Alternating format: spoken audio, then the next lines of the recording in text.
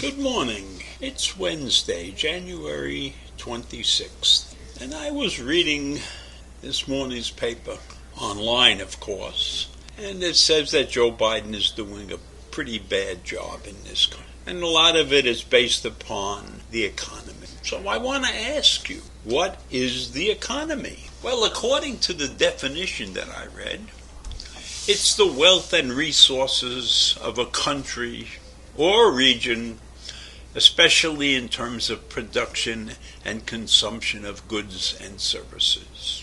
It also means that careful management of available resources is necessary. So when I read this definition, and I think, how do we measure this thing? Well, how do we know that it's growing or not growing? And that's determined basically by an increase in the amount of goods and services produced per head of the population over a period of time. So if we produce a certain amount of goods and services per head, and now we have 330 million heads, so that's a lot of production and a lot of services that we could be giving out in order to have economic growth. Now in 2021, which was a terrible time of the pandemic and everything, the realized annual rate of growth in the first quarter in the U.S. was 6.4%.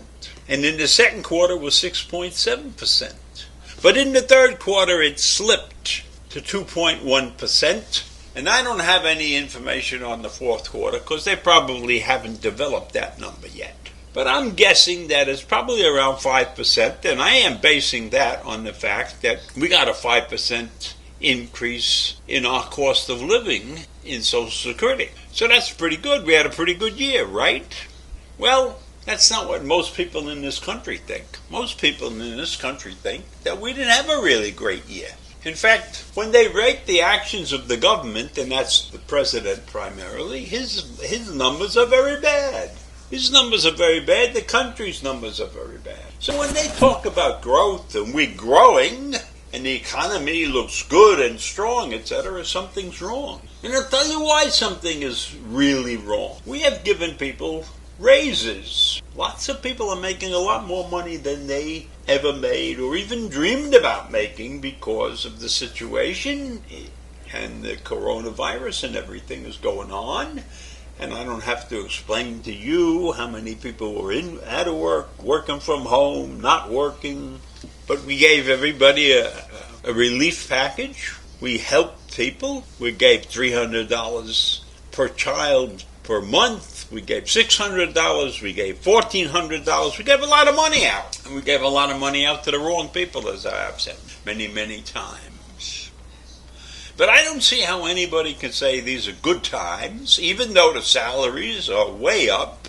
But when you go to the market, you're going to find out that your salary increase is not keeping up with the inflation that has affected our economy. So you go into the supermarket one week and bread is $3 and the next week it's $4. That's a 25% increase. That's a bigger increase than you got in these good times in your salary. So it's a very difficult time for people. People don't know which way to turn. People are unhappy. And they have lots of reasons to be unhappy because coronavirus just keeps changing and people are getting sick and more people are going to the hospital. And there's a constant battle between the states and the federal government and the local governments. We have the anti-vaxxers. We have the people who don't want their children wearing masks in school, but they don't want their kids staying home. They're worried about the psychiatry associated with their children, whether their children can be healthy, mentally healthy in this situation. Well, it is tough, but children are resilient, and we don't give them enough credit. And hovering over them doesn't necessarily help. So we've got that whole situation with schools and children and masking that's going on, and it's an undercurrent that's continually running through this country. And in addition to that, we have an unemployment rate that has gone way, way down. And there's still millions of jobs that haven't been filled. So I look at this thing and I am wondering whether we're really getting the true picture on the economy. If we have so many jobs that are not being filled, and so many empty spaces in the stores where merchandise should be. Now, I personally haven't run into those situations, but they tell me that exists around the country, where the shelves are empty. So how can we have a thriving economy if we are not getting goods and services onto the shelves? It boggles my mind. This is such a contradictory situation. It flies in the rules of everything that we learned about managing the economy. We have low unemployment, right? That's a great thing. We have people making a lot more money than they made before. We have the government dishing out tons of money also.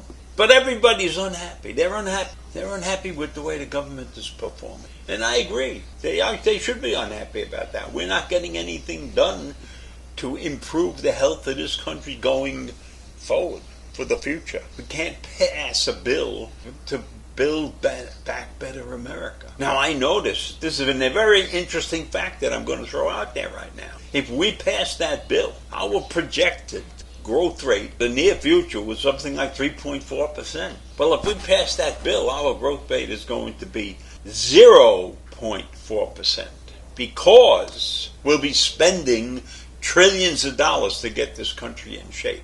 So the question now remains, is it worth it? Is it worth build back America? Build back a better America? If it's going to reduce, almost totally eliminate the growth of the economy in this country. That is something that nobody's talking about. So I throw that on the table. Are these good times with high salaries and everything going to last? What's going to happen when Corona is under control and everybody can get stuff and put on the shelves? You think the people who are giving you these high salaries are going to continue to give you these high salaries? If the cost of living goes down, they'll just tell you can't get a raise right now. And the only reason you got the raise originally is because they couldn't keep workers and everything was going up. But it can turn around at any moment. And so let's keep our nose to the grindstone, so to speak.